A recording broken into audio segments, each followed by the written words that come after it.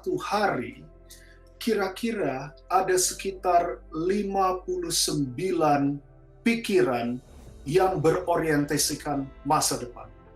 Bahkan ada beberapa orang yang memiliki 102 jenis pikiran yang berorientasikan masa depan. Misalkan, apa yang harus saya lakukan setengah jam berikutnya? Apa yang harus saya lakukan keesokan harinya? Kira-kira apa yang harus saya kerjakan supaya saya bisa meet this deadline, etc. Jadi kira-kira kalau diambil secara rata-rata, ada sekitar 59 pikiran yang berorientasikan masa depan. Kalau kita kalkulasikan dengan jumlah tidur dan segala sesuatunya, kira-kira itu satu pikiran berorientasikan masa depan setiap 16 menit. Jadi Anda bayangkan, di dalam kehidupan Anda makan, Anda minum, Anda berolahraga, Anda bekerja, Anda sekolah, setiap 16 menit Anda berpikir apa yang harus saya kerjakan untuk hal berikutnya. Nah, yang menarik, meskipun sebagian besar pemikiran itu berlandaskan mengenai apa yang harus kita kerjakan dan segala sesuatunya, sekitar 11% pikiran-pikiran kita yang berorientasikan masa depan itu dihabiskan untuk daydreaming atau pikiran-pikiran yang tidak ada juntrungannya. Saya rasa studi ini waktu saya lihat membuat saya banyak berpikir bahwa sebagai manusia sering sekali kita berpikir apa yang harus saya lakukan. Apa masa depan itu? Kira-kira bagaimana wujudnya? Tentu Anda bisa, you can resonate with me here. Kita banyak sekali berpikir, kita banyak khawatir apa yang akan terjadi di masa depan. Dan tentunya saat sekarang ini, di mana kita hidup di dalam masa yang belum pernah kita lihat sebelumnya, tentu kita ada rasa khawatir soal bagaimana kesehatan kita, apakah kita akan terkena penyakit, bagaimana kalau saya kehilangan pekerjaan, bagaimana kalau saya demikian, demikian, dan demikian. Dan itu sebabnya mengapa perlu bagi kita untuk mencerna ini kembali dan kita lihat apa yang Alkitab katakan mengenai pemikiran-pemikiran, benak, akal, dan sebagainya. Di dalam ayat inti kita, di Filipi 2 ayat yang kelima, kalau Anda memiliki Alkitab Anda, saya ingin mengundang Anda untuk melihat Filipi 2 ayat 5, di mana dikatakan di situ, hendaklah kamu dalam hidupmu bersama, menaruh pikiran dan perasaan yang terdapat juga dalam Kristus Yesus. Di dalam bahasa Inggrisnya dikatakan, let this mind be in you, which was also in Christ Jesus. Ada satu hal yang menarik di dalam kata-kata mind di situ. Di dalam bahasa Grekanya, kata-kata mind di Filipi 2 ayat 5 ini adalah phroneo. Phroneo ini bisa diartikan seperti ini. I exercise the mind. I set my affection on this.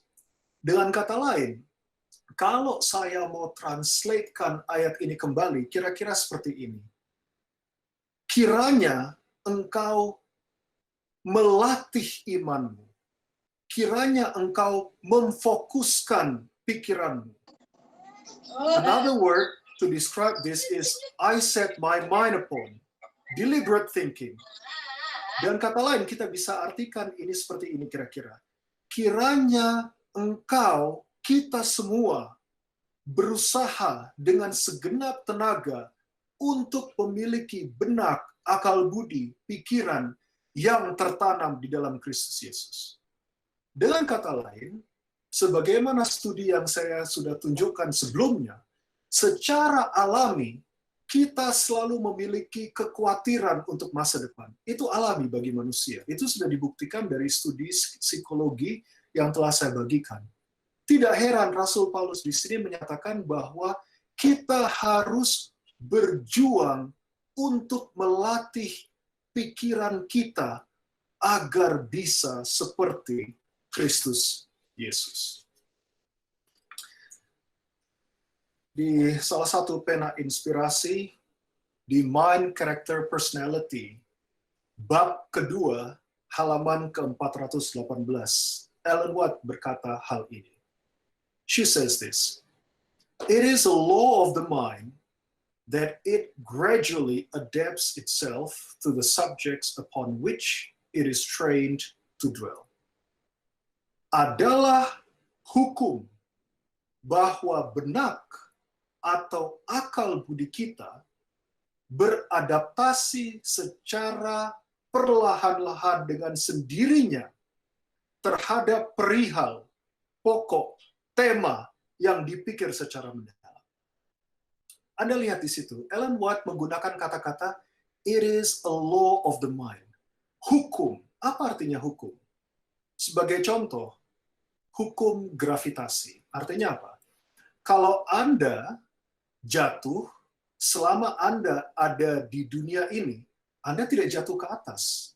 Anda jatuh ke bawah, karena ada namanya hukum gravitasi. Sekalipun Anda tidak suka dengan hukum itu, Anda bisa saja tidak setuju dengan hukum gravitasi. Anda bisa saja bilang, oh tidak ada hukum gravitasi itu. Oh, atau saya mau keluarkan hukum sendiri. Tapi selama Anda ada di dunia ini, kalau Anda jatuh, pasti kita jatuhnya ke bawah. Sama seperti hukum gravitasi, Ellen White mengatakan bahwa hukum pikiran kita akan beradaptasi sesuai dengan tema yang kita pikirkan, atau kalau saya bisa katakan, tema yang kita pilih untuk pikirkan. Lalu dia continue like this. If occupied with commonplace matters only, it will become dwarfed and enfeebled. If never required to grapple with difficult problems, it will after a time almost lose the power of growth. As an educating power, the Bible is without a rival. In the Word of God, the mind finds subject for the deepest thought, the loftiest aspiration. Jika pikiran kita, jika benak kita selalu hanya disibukkan dengan hal-hal yang remeh, maka pikiran kita akan menjadi kerdil dan lemah. Dia kemudian melanjutkan, kalau pikiran kita tidak pernah dilatih untuk berkutat dengan hal-hal yang sukar, maka dengan berjalannya waktu, pikiran itu akan kehilangan kemampuan untuk bertumbuh. Sebagai kuasa yang mendidik, Alkitab tidak ada tandingannya. Di dalam firman Tuhan, pikiran kita akan menemukan tema yang dalam, aspirasi yang paling mulia. Jadi saudara sekalian, secara alamiah, pikiran kita akan senantiasa berkutat dengan hal-hal yang remeh. Hal-hal yang tidak ada juntrungannya. Kita hanya bisa melatih iman kita, seperti ayat Filipi 2:5. Let this mind be in you. Kita harus berjuang untuk memiliki iman itu. Kita hanya bisa lakukan itu jika kita terbiasa untuk membahas, menyelami, merenungkan, dan menghafal ayat-ayat yang ada di kitab suci itu.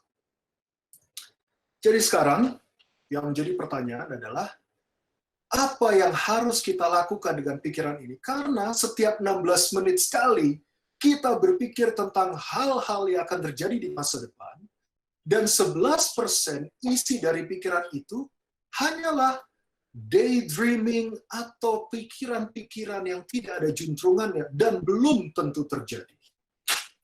Saya usulkan ada 3 hal yang mungkin kita patut lakukan.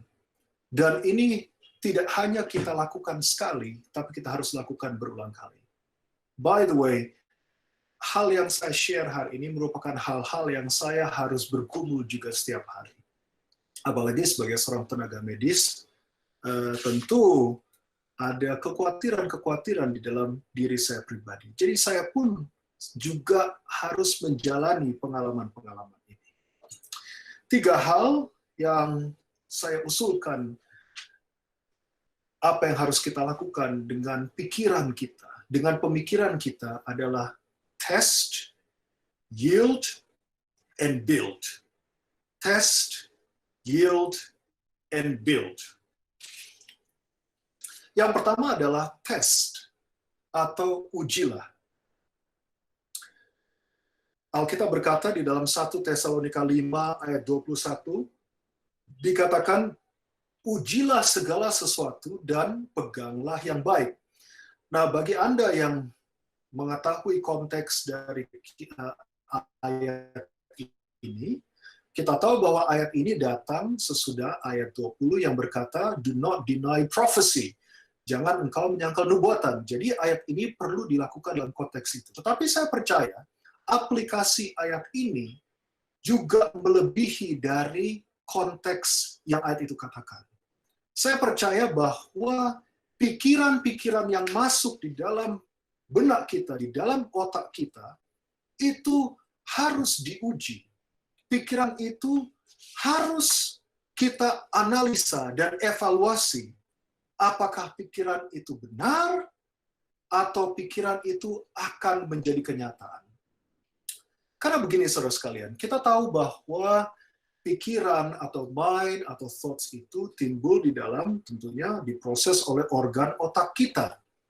Nah, setiap informasi-informasi yang masuk ke dalam otak kita, itu akan membentuk satu jalur saraf, yang mana jika kita pikirkan itu berulang-ulang, sama seperti kalau Anda berjalan melalui satu taman, dan Anda melalui path yang sama, hari demi hari, apa yang terjadi?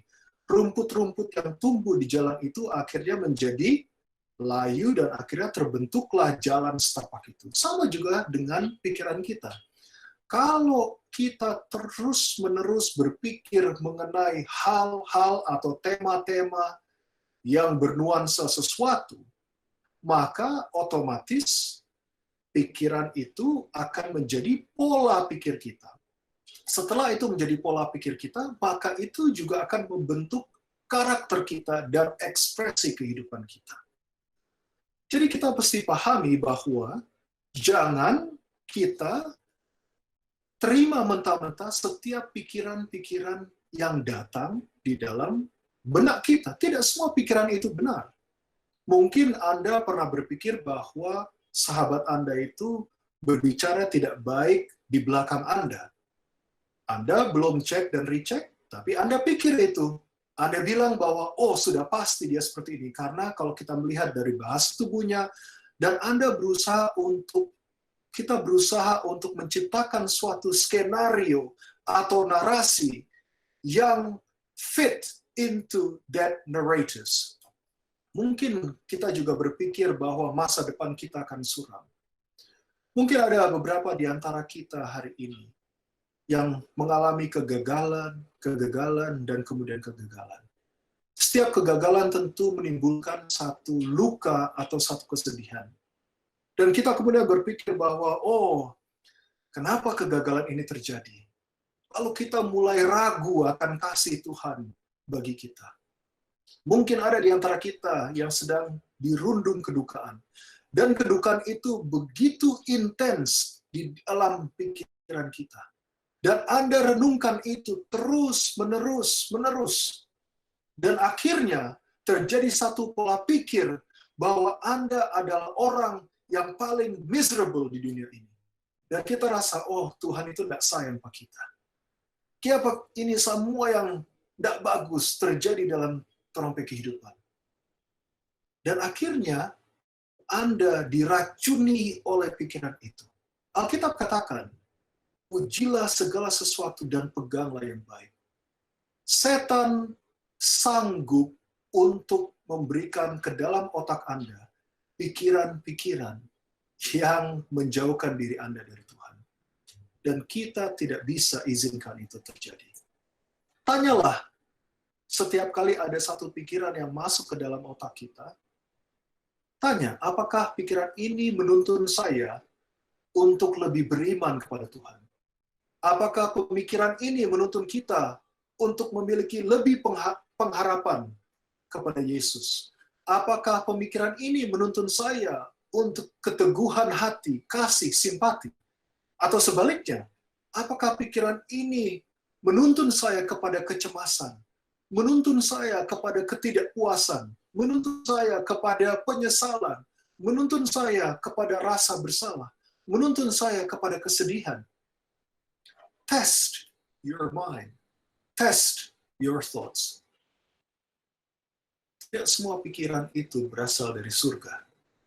Kita tahu bahwa Allah katakan, "Behold, what manner of love the Father has bestowed unto us." Tuhan katakan, karena begitu besar kasih Allah akan dunia ini.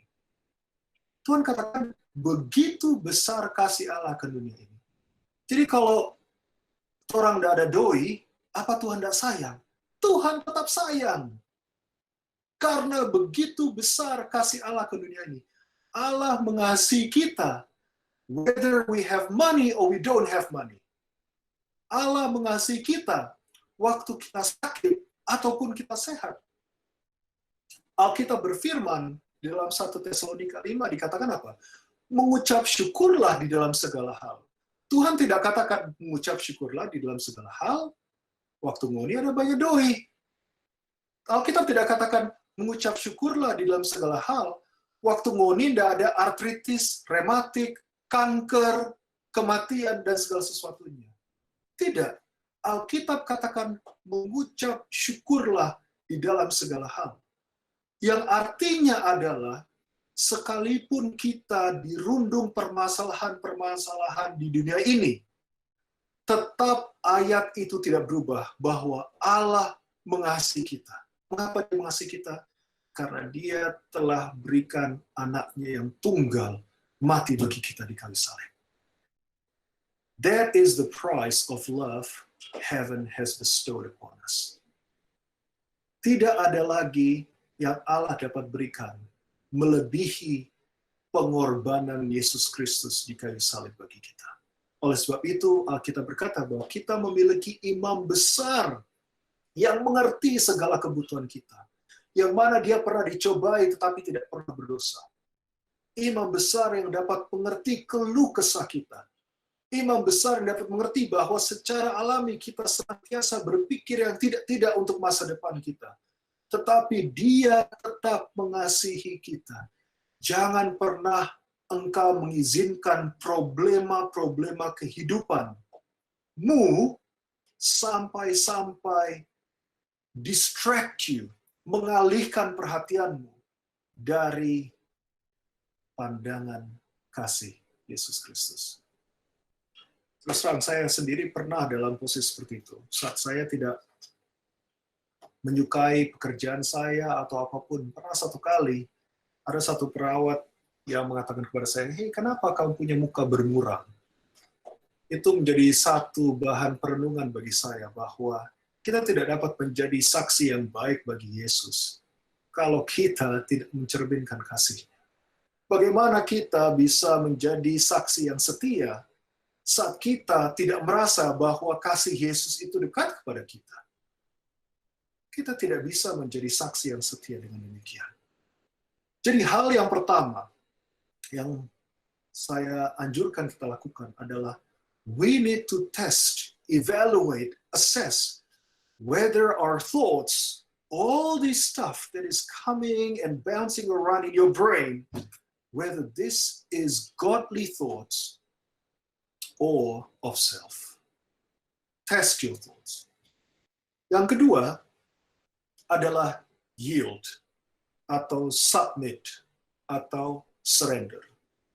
Alkitab berkata di dalam Yakobus 4 ayat 7, karena itu tunduklah kepada Allah. Ada satu hal yang menarik dalam kata-kata tunduklah. Di bahasa yang mula-mula, sebenarnya bahasa tunduklah atau submit ini, itu sebenarnya bahasa militer. Jadi kalau diartikan kata-kata ini, artinya I put myself in a lower rank. Jadi kalau dikatakan ayat ini, karena itu tunduklah kepada Allah, artinya saya mengambil posisi di bawah Allah, yaitu kita menyerahkan pemikiran kita menyerahkan segala sesuatunya kepada Allah. Nah, kalau Anda, mungkin ada beberapa di antara saudara-saudara yang pernah waktu Anda bekerja atau masih bekerja sekarang, Anda bekerja di dunia militer. Kalau atasan Anda bilang kepada Anda, hey, Anda lakukan ini, kira-kira Anda mau jawab apa? Anda jawab, oh, lelah kita. Apa Anda bilang seperti itu kepada atasan Anda? Atau Anda bilang kepada atasan Anda, oh nanti Joe, nggak ada doi kita. Anda bilang seperti itu?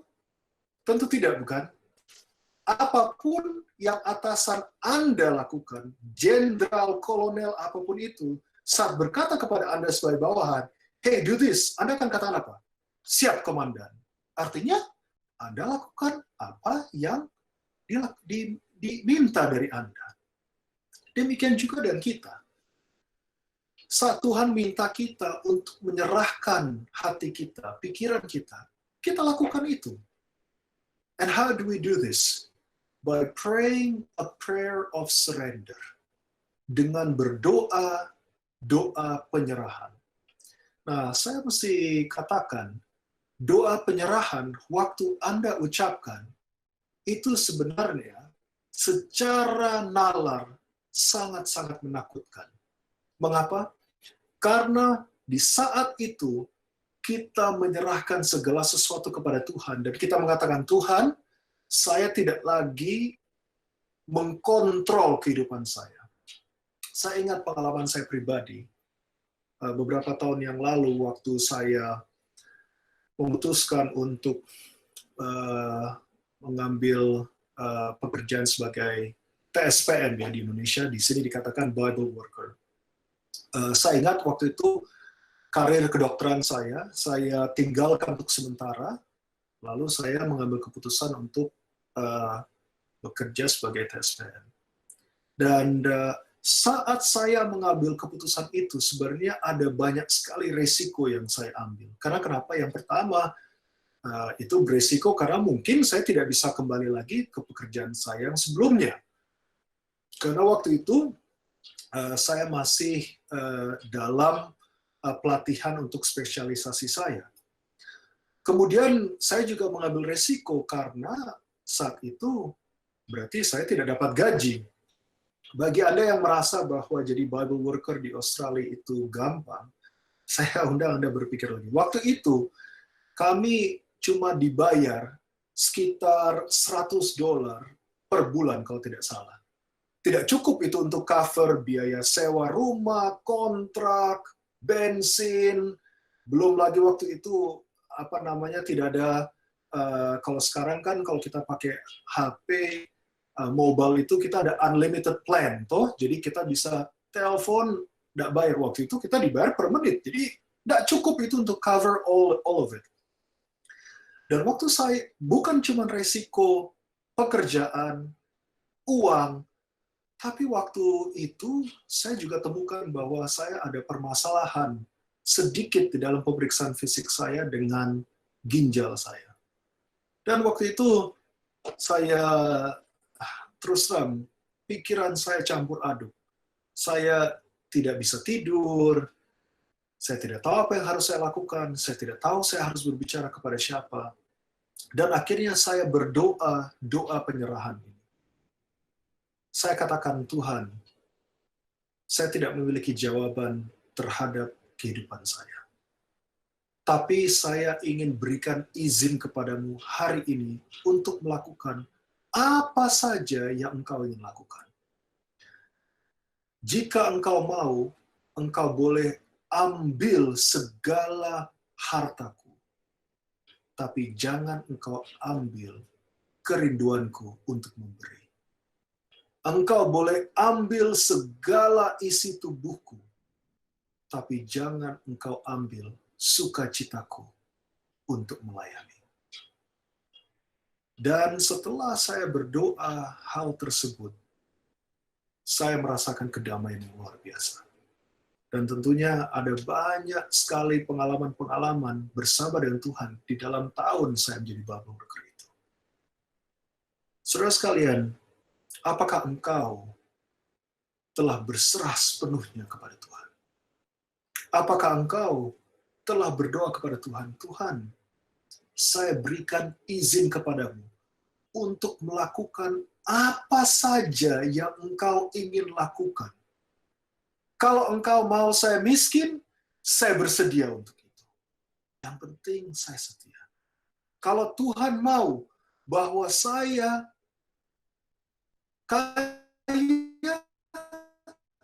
kiranya Tuhan boleh gunakan itu untuk kemajuan pekerjaan Tuhan. Apapun itu Tuhan, saya berikan izin kepadamu untuk melakukan segala sesuatu yang engkau ingin lakukan di dalam kehidupan saya. Mungkin ada di antara saudara sekalian yang sedang bergumul dengan anak-anakmu. Mungkin ada di antara Anda yang memiliki anak-anak yang sekarang tidak lagi berada dalam kebenaran. Mungkin mereka pergi ke dunia ini. Saudara sekalian, apakah Anda bersedia berdoa? Tuhan, saya berikan kepadamu izin untuk melakukan apa saja kepada anak saya, asalkan dia selamat. Saudara sekalian, tanpa penyerahan, kita tidak akan mendapatkan kedamaian. Karena secara alami, kita akan berusaha untuk mengkontrol kehidupan kita. And let's face it, we can't control our own life. Mungkin ada di antara Anda sekarang ini yang investasinya gagal total karena kasus COVID-19 ini. You see, all it takes is just one thing, and everything goes bust. Nah, saya tidak menganjurkan, saya tidak serta-merta mengatakan bahwa Anda tidak perlu menyimpan, berinvestasi, atau Anda tidak perlu memiliki satu pengalaman di bidang keuangan. No, saya tidak mengatakan hal itu. Tapi jangan jadikan itu sebagai objek, tema kehidupan Anda. Sampai-sampai kita seperti menjadi orang yang tidak percaya bahwa Allah kita yang besar sanggup untuk memenuhi segala kebutuhan kehidupan kita berdasarkan kekayaannya yang di surga. Test, yield, serahkan kepada Tuhan. Dan yang berikutnya adalah build. Setelah kita analisa apa yang terjadi di dalam pikiran kita, kita serahkan, baru kemudian kita bisa build on it. Kita bisa build on our positive thoughts. Dan ini tentunya akan menjadi satu siklus yang kita lakukan setiap hari. Test, yield, build. We build our minds when we express our faith. We build our minds when we resist melancholy.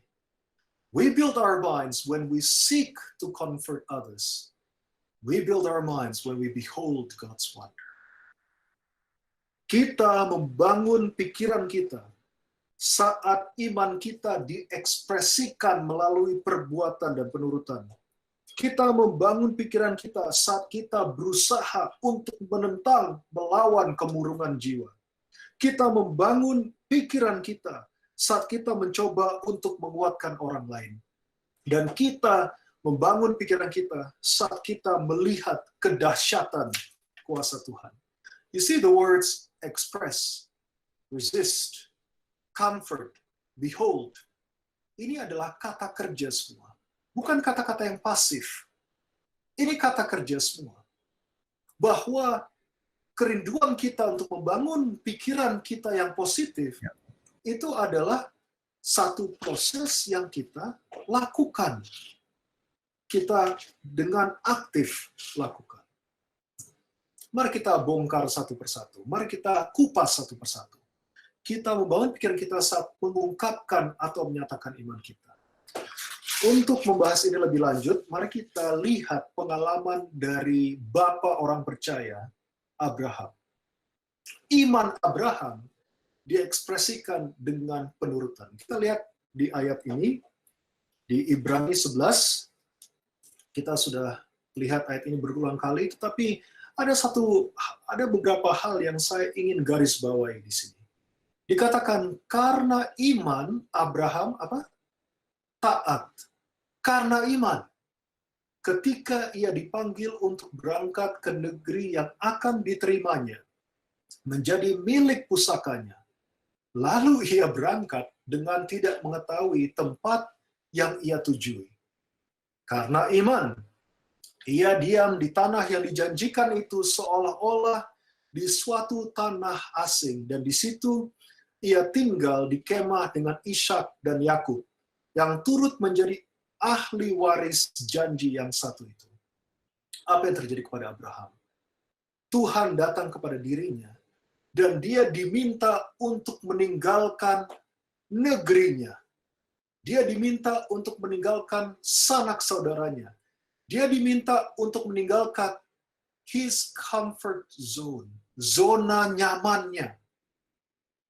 Tempat Abraham dibesarkan merupakan salah satu ibu kota dunia pada saat itu.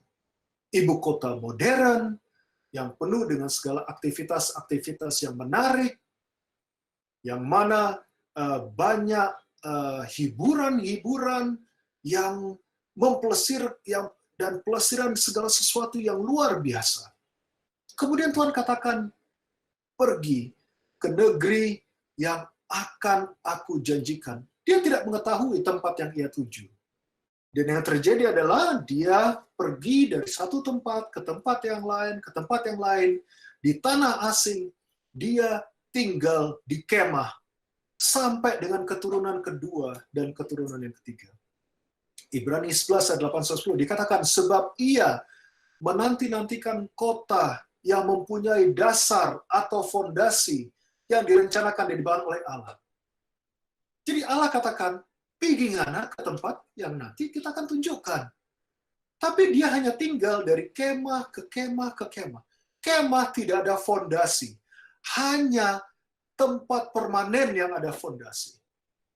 Seumur hidupnya, Abraham tinggal di kemah dan dia mati masih menanti-nantikan kota yang mempunyai dasar yang direncanakan dan dibangun oleh Allah. Dikatakan di ayat yang lain, ini berbicara mengenai kesaksian dari Stefanus. Allah yang maha mulia telah menampakkan dirinya kepada bapa leluhur kita Abraham ketika ia masih di Mesopotamia sebelum ia menetap di Haran dan berfirman kepadanya, keluarlah dari negerimu dan dari sanak saudaramu, dan pergilah ke negeri yang akan kutunjukkan kepadamu. Anda lihat di sini, Allah menjanjikan negeri, tapi dia tidak melihat negeri itu. Dikatakan apa? Keluarlah ia dari negeri orang Kasdim, lalu ia menetap di Haran. Dan setelah ayahnya meninggal, Allah menyuruh dia pindah dari situ ke tanah ini, tempat kamu diam sekarang. Dan di situ Allah tidak memberikan bilik pusaka kepadanya, bahkan setapak tanah pun tidak. Bagaimana pengalaman Anda kalau Anda Abraham? Allah berfirman, Abraham, kalau engkau pergi, aku akan berikan kepadamu negeri. Tapi dikatakan di ayat ini, setapak tanah pun Abraham tidak punya. Hanya satu tanah yang dia beli, saudara sekalian. Itu tanah untuk kubur dari istrinya yang tercinta, Sarah. Ayat dilanjutkan, tetapi ia berjanji akan berikan tanah itu kepadanya menjadi kepunyaannya dan kepunyaan keturunannya, walaupun pada waktu itu ia tidak mempunyai anak. Kalau Anda lihat, dari Abraham meninggalkan tanah kelahirannya sampai dia mati, rentang waktunya itu ada sekitar 100 tahun. 300 tahun setelah dia meninggal, baru itu orang Israel menduduki tanah Kanaan itu. Jadi saudara sekalian, Abraham, kalau saja dia mengizinkan pikiran alamiahnya untuk mendominasi pikirannya, dia tentu akan katakan, Tuhan ini tidak Tuhan ini, he doesn't honor his promise. Dia tidak tepati janjinya. Lebih baik saya pulang ke tempat saya. Itu kota yang nyaman. Ada orang bilang, tapi Abraham orang kaya dia. Saudara sekalian, dia dijanjikan sesuatu. Dia mengambil resiko untuk mengikuti perintah Allah. Dan dia tidak lihat itu sampai dia mati.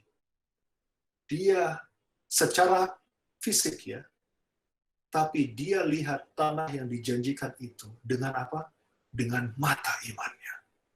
Dia tidak menjadi pahit, dia tidak menjadi getir, dia tidak menjadi bersungut-sungut dan katakan, Tuhan, kiapa ngana ndak hormati ngarepe janji. Mana ngarepe janji Tuhan? Abraham tidak katakan demikian. Dia percaya.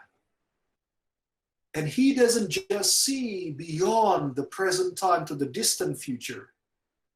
Tapi dia juga melihat far, far beyond ke tanah perjanjian di surgawi. Itu kenapa dia dikatakan dia adalah Bapa orang percaya. Saudara sekalian, di dalam perjalanan kita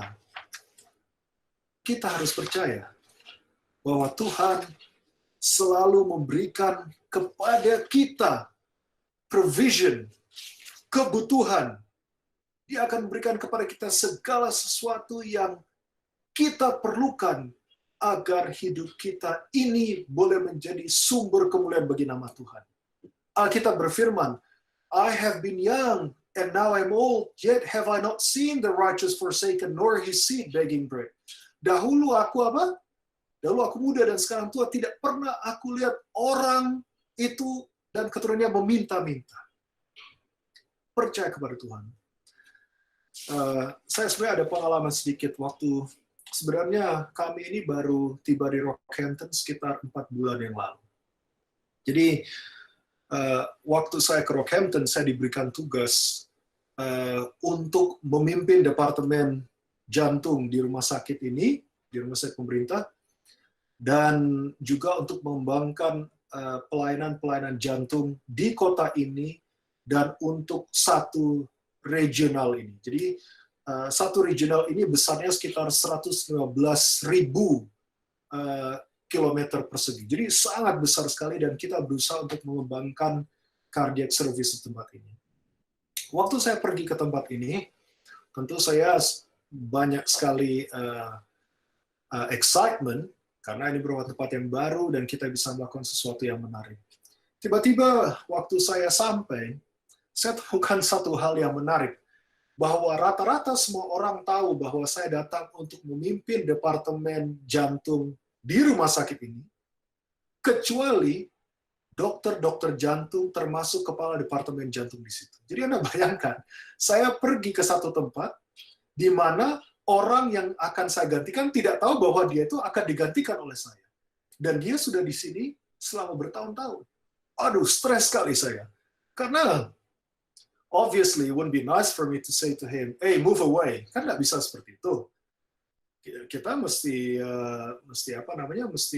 pikir yang baik gimana. Dan saya sempat bertanya kepada Tuhan, apa yang mau Engkau saya lakukan di sini? Apa yang Engkau mau saya lakukan di sini? Saya tidak tahu. Saya tidak bisa melakukan apa-apa.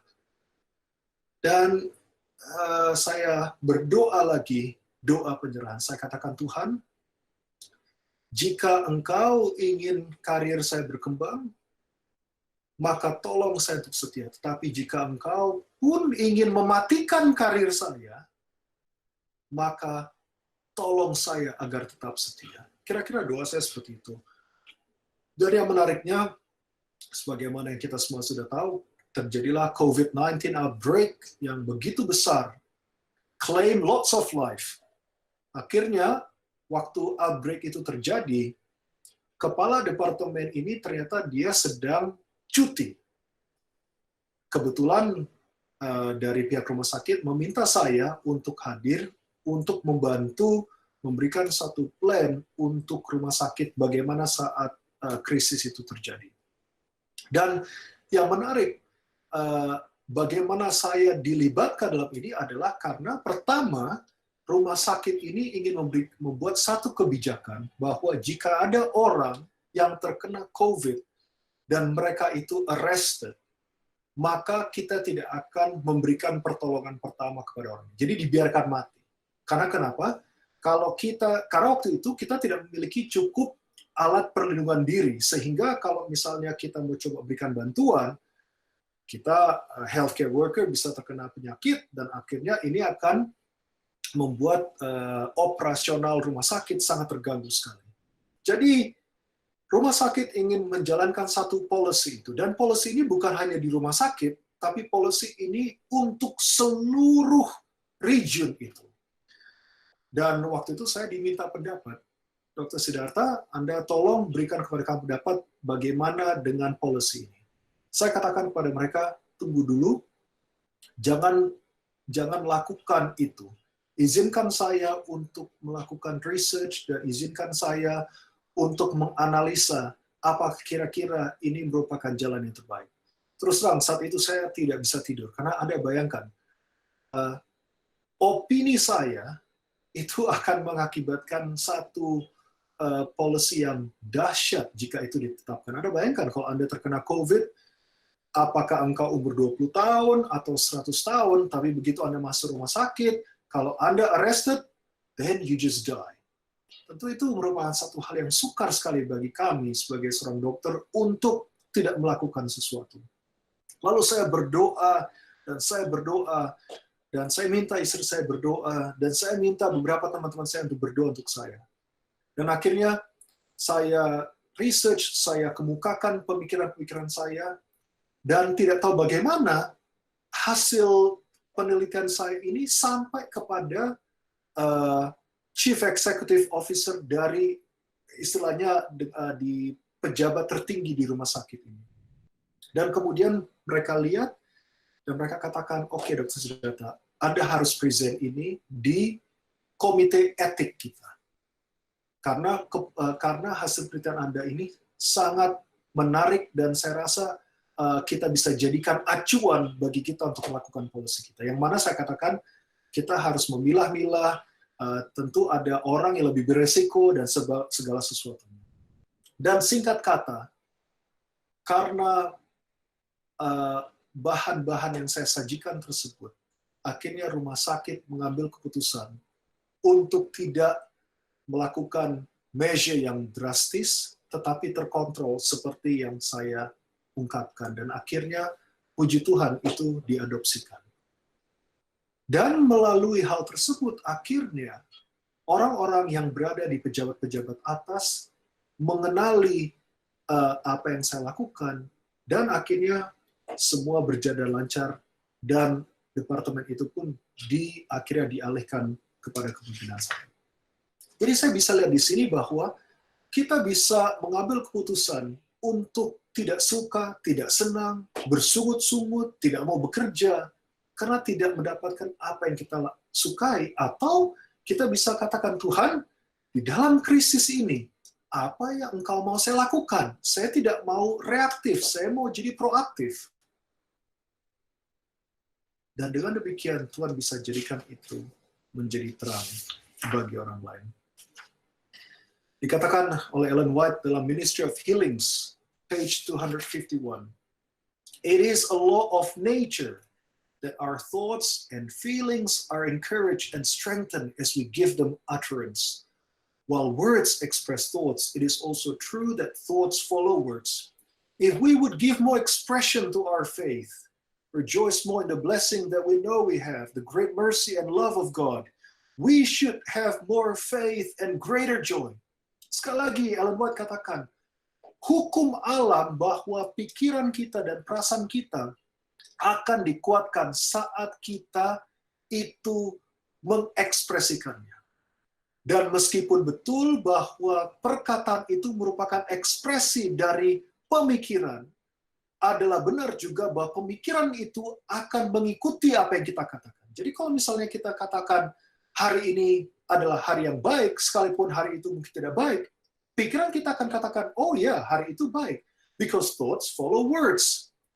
If we would give more expression, kalau kita akan memberikan lebih banyak ekspresi kepada iman kita, kalau kita mau bersuka cita terhadap berkat-berkat yang kita dapatkan kita akan memiliki lebih banyak iman dan lebih banyak sukacita.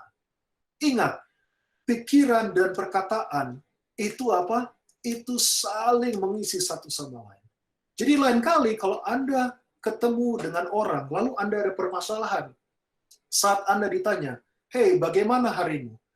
Jangan cuma berkutat di hal-hal yang menyedihkan Anda, tapi coba untuk katakan bahwa, "Hey, Tuhan itu baik hari ini kepada saya, karena ini, karena itu, dan sebagainya." Anda tentu pernah bertemu orang yang negatif selalu. Setiap kali bicara, hal-halnya negatif. Mereka selalu melihat di masa lalu, tidak pernah melihat ke masa depan. We build our minds when we express our faith. Kita membangun pikiran kita saat kita mengekspresikan iman kita di dalam penurutan, di dalam ungkapan. Lalu yang kedua, kita membangun pikiran kita saat kita menentang kemurungan jiwa. Sekali lagi, Ellen White katakan, di Ministry of Healings, it is a positive duty to resist melancholy, discontented thoughts and feelings, as much a duty as it is to pray.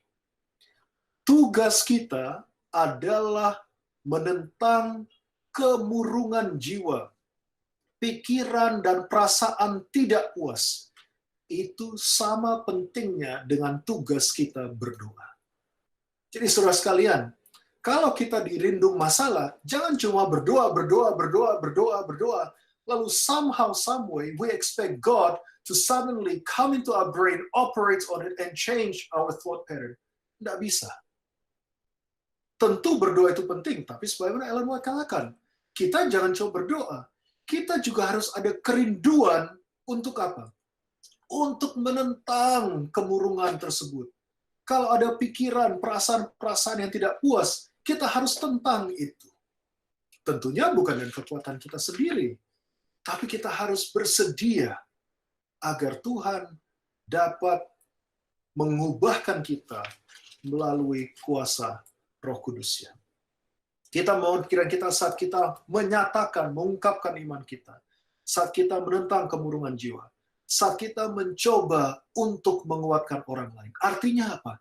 Artinya kita shift the focus from ourselves to others. Waktu kita berpikir untuk menguatkan orang lain, kita akan kehilangan fokus terhadap penderitaan kita. Dikatakan di dalam firman Tuhan, Yesaya 58, ayat 6, ayat yang ke-8. Engkau memerdekakan orang yang teraniaya dan mematahkan setiap kuk, supaya engkau memecah-mecah rotimu bagi orang yang lapar dan membawa ke rumahmu orang miskin yang tak punya rumah. Dan apabila engkau melihat orang telanjang, supaya engkau beri dia pakaian dan tidak menyembunyikan diri terhadap saudaramu sendiri. Pada waktu itulah terangmu akan merekah seperti fajar, dan lukamu akan pulih dengan segera. Kata-kata pulih di sini itu seperti ini kira-kira diartikan. Like a new flesh that grows at the wounded spot. Artinya sama seperti kalau kita terluka, lalu ada daging baru yang menutupi luka yang sebelumnya. Itu kata-kata pulih di situ artinya seperti itu. Mungkin ada di antara saudara sekalian pada hari ini yang sedang terluka di dalam hatinya. Mungkin ada di antara Anda semua yang sedang bergumul di dalam hal-hal kehidupan yang membuat engkau menjadi tawar hati, yang menjadikan engkau itu pahit, yang menjadikan engkau penuh dengan rasa tidak puas. Kalau kita berfirman, kiranya engkau boleh melepaskan kukuk orang lain. Engkau berusaha untuk memberikan pelayanan terhadap orang-orang lain. Dan ketika itu engkau lakukan, maka terangmu akan merekah seperti fajar. Dan kegelapan itu akan sirna. Saat kita mencoba untuk melayani sesama kita, maka kita akan menemukan energi baru dalam kehidupan. Kita akan menemukan satu kerinduan baru untuk melayani. Apapun itu posisimu, tetaplah setia untuk melayani. Kita membangun pikiran kita saat kita mencoba untuk menguatkan orang lain, menentang kemurungan jiwa, dan menyatakan iman kita. Dan yang terakhir, kita akan membangun pikiran-pikiran yang positif saat kita melihat kuasa Allah, khususnya di alam. Kebanyakan dari Anda hidup di Jakarta, kota metropolitan, kota yang dikerumuni oleh gedung-gedung pencakar. Mungkin beberapa kali try to get away, lalu lihat bagaimana kuasa Allah di alam. Mungkin sekarang agak susah ya, karena COVID, etc. Tapi coba lihat kuasa Allah di ciptaan-ciptaannya.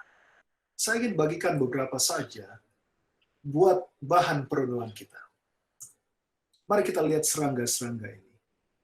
Di sini ada 3 serangga yang bisa dikatakan makhluk terkuat di muka bumi ini. Yang sebelah kiri ada semut, yang sebelah tengah namanya rhinoceros beetle, dan yang paling kanan adalah dung beetle. Tahukah Anda bahwa misalkan semut itu dapat mengangkat beban 50 kali berat tubuhnya. Luar biasa, bukan? Tapi kalau Anda pikir semut itu luar biasa, tunggu sampai Anda lihat rhinoceros beetle. Rhinoceros beetle itu dapat mengangkat 100 kali beban tubuhnya sendiri. Isn't it amazing? Dan yang terakhir, dung beetle, nah ini yang paling luar biasa. Dung beetle dapat mengangkat 1141 kali beban berat tubuhnya sendiri. Luar biasa ini. Allah ini Allah yang luar biasa. Because He packs lots of power in such a small package. Kalau kita translate this terhadap manusia, kalau kita diminta untuk mengangkat 1141 kali beban berat kita, itu sama saja dengan average man seperti saya dan yang lain atau woman mengangkat 1 pesawat ulang-alik Endeavour atau mengangkat 12 gajah, atau sama dengan kita mengangkat 30 badak, atau kita mengangkat 6 jangkar kapal krus yang besar. Anda bayangkan itu. Luar biasa, bukan? Tuhan adalah Tuhan yang dahsyat. Dia memadatkan begitu banyak daya dan tenaga ke dalam kemasan yang kecil. Dan serangga-serangga itu kiranya menjadi satu bahan perenungan bagi Anda dan saya hari ini. Bahwa saat Tuhan mengizinkan ujian, saat Tuhan mengizinkan cobaan, saat Tuhan mengizinkan permasalahan, apapun itu beratnya, kecilnya, di dalam kehidupan kita, Tuhan sudah memberikan kita kekuatan dan daya yang sanggup kita lakukan untuk melewati, mengatasi, melalui persoalan-persoalan tersebut. Sama seperti Tuhan memberikan daya tersebut kepada serangga-serangga kecil. Kita belum lagi melihat ciptaan-ciptaan yang lain. Bagaimana dengan ciptaan Tuhan di angkasa? Saat kita belajar benda-benda langit, kita akan melihat bahwa kuasa Tuhan itu besar adanya.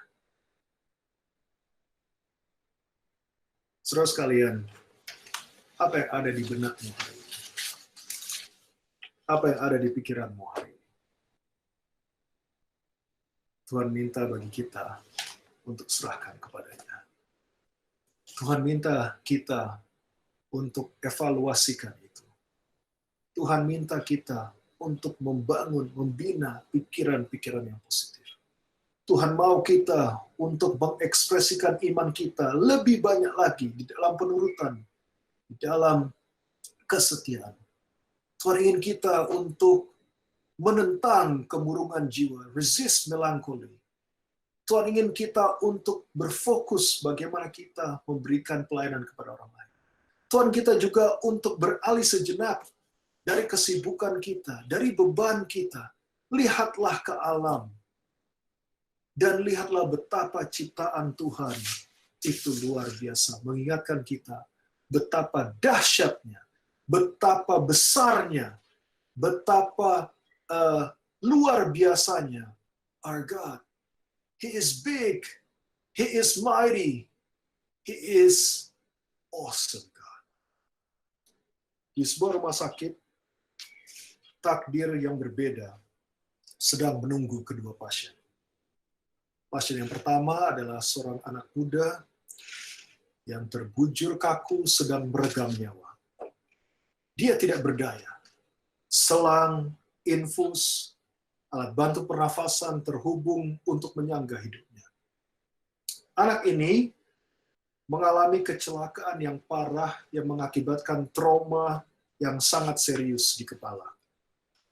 Dia didiagnosa dengan brain death. Artinya, meskipun organ-organ yang lain masih berfungsi dengan baik, otaknya sudah tidak berfungsi lagi. Di tempat yang berbeda, ada seorang pria setengah tua yang juga sedang berjuang dengan kondisi kesehatannya. Dia sudah menderita gagal jantung selama beberapa tahun, dan kondisinya terus-menerus turun seiring dan berjalannya waktu. Nafasnya tersengal-sengal, kaki dan perutnya bengkak. Sekalipun dia hanya berbaring, tidak melakukan apa-apa, tapi dia bernafas seolah-olah dia sedang lari maraton.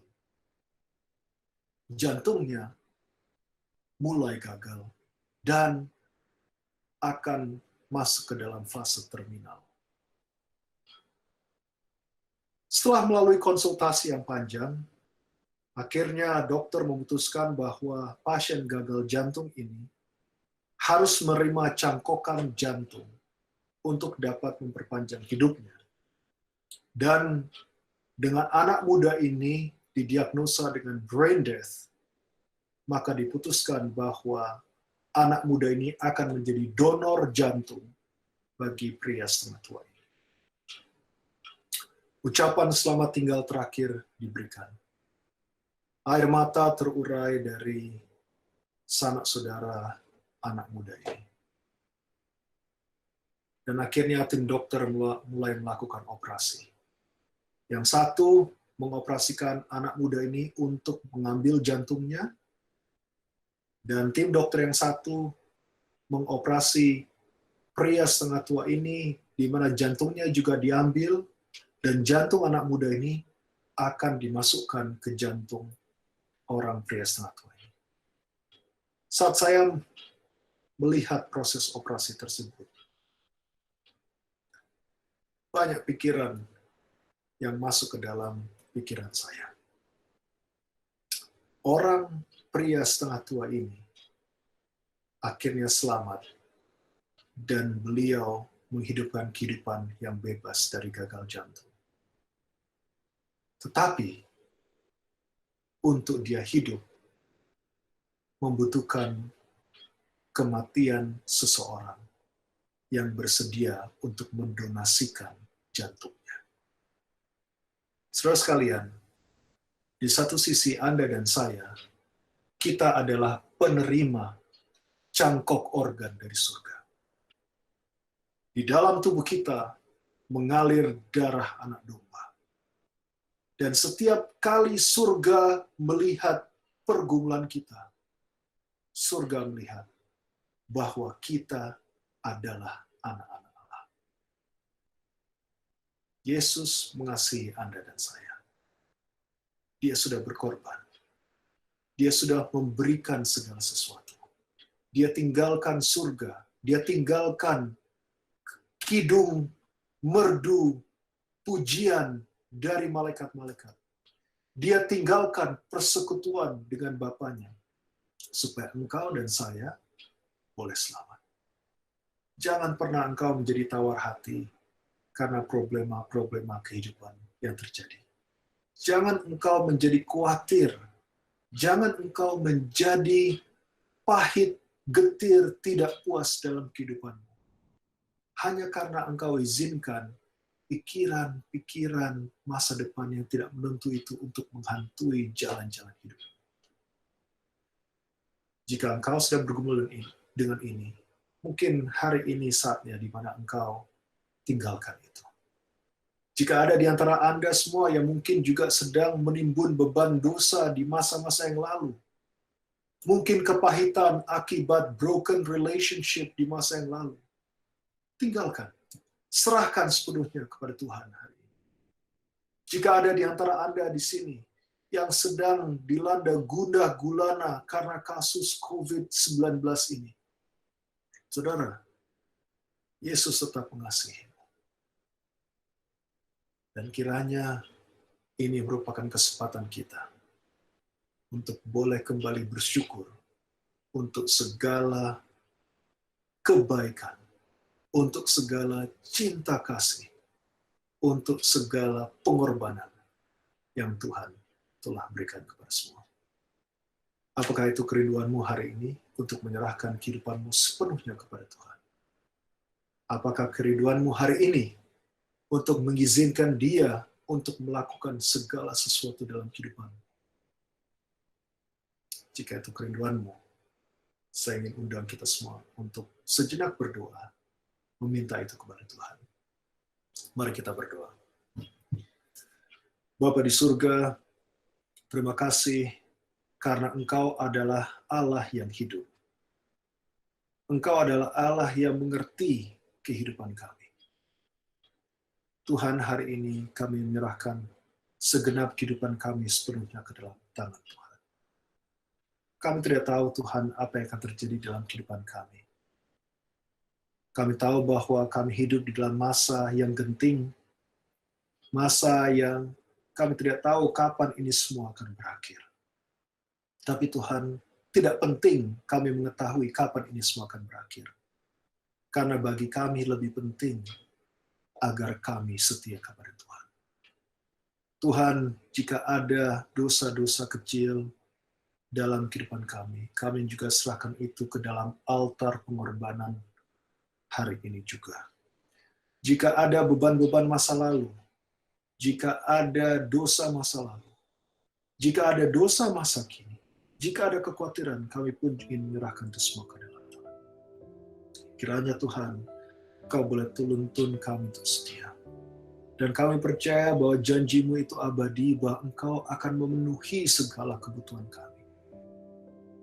Tuhan, kiranya Engkau boleh bersama dengan jemaat di Tumoto, agar jemaat ini boleh terus bertumbuh menjadi mercusuar di kota besar Jakarta, agar jemaat ini boleh terus tetap setia kepada misi yang telah Engkau berikan, bahwa mereka akan terus melayani dengan penuh sukacita, bahwa mereka akan terus melayani dengan penuh pengharapan.